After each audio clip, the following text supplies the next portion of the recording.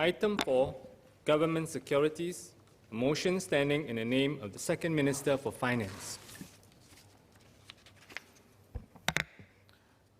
Second Minister for Finance.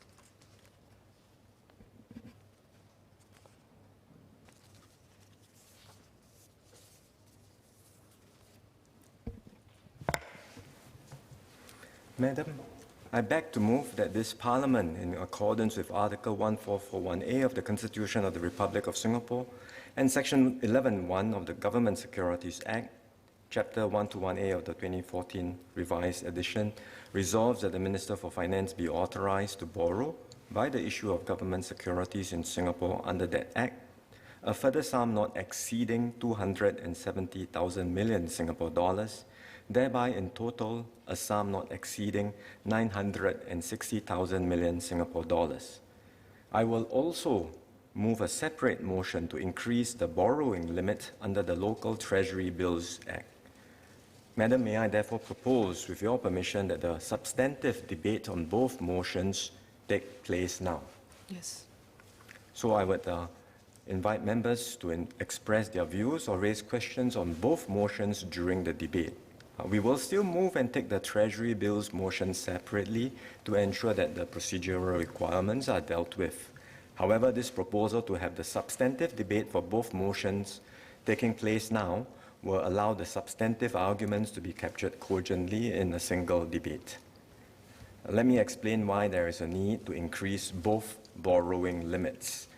Madam, the Government Securities Act, or the GSA, authorizes the issuance of government securities in Singapore. These securities are issued not for government spending. They are to fulfill other purposes. Specifically, the Singapore government securities are issued to develop the domestic debt market and provide financial institutions with high-quality liquid assets to meet regulatory requirements. The Special Singapore Government Securities, or SSGS, are non-tradable bonds issued primarily to meet the investment needs of the Central Provident Fund. And the Singapore Savings Bond are issued to provide individual investors with a long-term savings option. Separately, the Local Treasury Bills Act, or the LTBA, authorizes the issuance of treasury bills to develop the domestic short-term debt market and to meet market demand for short-term rated Singapore government debt securities. Sir, let me emphasize again that these borrowings under both the GSA and the LTBA are invested and do not increase the amount available for government spending. So the increases in the respective borrowing limits do not improve the government's fiscal position. Both the GSA and the LTBA provide for limits on the amounts that can be borrowed through the issuance of government securities and treasury bills, respectively. These limits are authorized by Parliament. For the GSA, the last increase for the issuance limit took place in 2016, when Parliament approved the increase of the government's issuance limit from $490 billion to $690 billion. Currently, the outstanding amount of securities issued under the GSA is $642 billion. For the LTBA, the last increase for the issuance limit took place in 2007, when Parliament approved the increase of the government's issuance limit from $30 billion to $60 billion.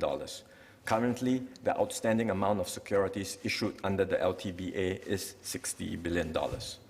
So the government has fully utilized the prevailing LTBA limit, and we expect to utilize the prevailing GSA limit before mid this year. There is therefore a need to raise these limits to cater to the growth in demand for government securities and treasury bills expected over the next 5 years. Under the GSA, we project that the outstanding amount of securities will reach $960 billion by the end of 2025.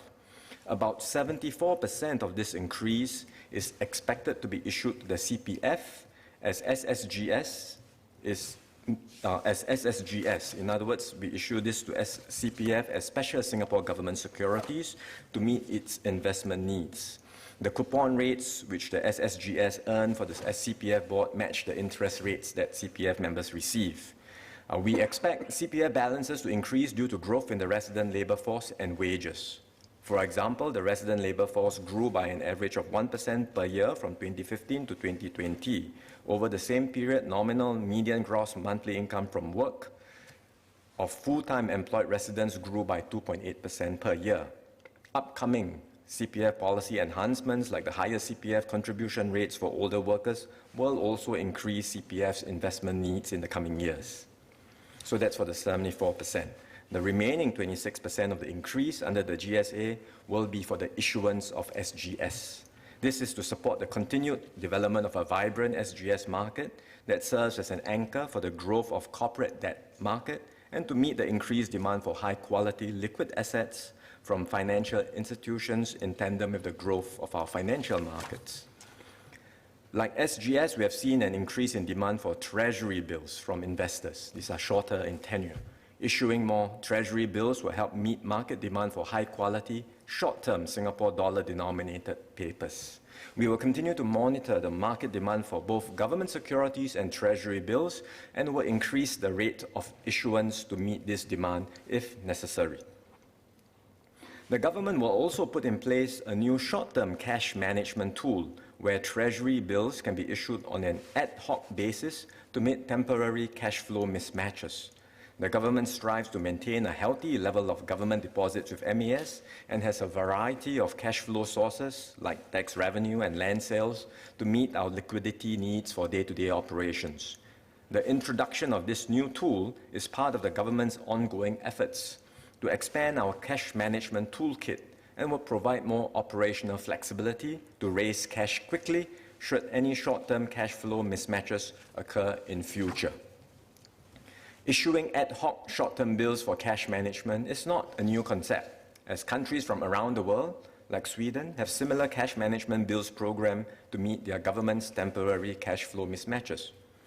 Such temporary cash flow mismatches may occur from time to time as we seek to optimize government's treasury and liquidity management and minimize the excess cash holdings in the government's balance sheet. Cash flow mismatches can occur when there are unanticipated delays in cash inflow, which may coincide with an earlier than expected cash outflow. When this occurs, we would address this by tapping on our liquidity buffers. It is therefore important for the government to have diversified sources of liquidity for better risk management, and the ability to issue ad hoc Treasury bills when needed would provide the government with greater operational flexibility to manage our liquidity needs. To distinguish this from the regular Treasury bills, the ad hoc Treasury bills will be called Cash Management Treasury Bills, or CMTB in short. The tenure of CMTB will be tailored to meet the period of need and will be less than 6 months, as it will be issued solely for short-term cash flow management. I should emphasize that issuing CMTB will only expand our cash management toolkit. Again, it does not increase our fiscal budget available for spending. The maximum size of the CMTB is envisaged to be no larger than $10 billion, which has been accounted for under the proposed increase in the LTBA borrowing limit. The increases in the borrowing limits are for specific market development and operational needs purposes and not to cover the government's fiscal shortfall. Any increase in the government borrowings under the GSA and LTBA will correspondingly increase the government's cash and liabilities, but will not increase the government's fiscal budget for spending. For the present motion, I propose to raise the ceiling for issuing government securities under the Government Securities Act by $270 billion to $960 billion. The proposed limit of $960 billion will apply to the outstanding amount of government securities and is expected to last for 5 years till 2025. Madam, I beg to move.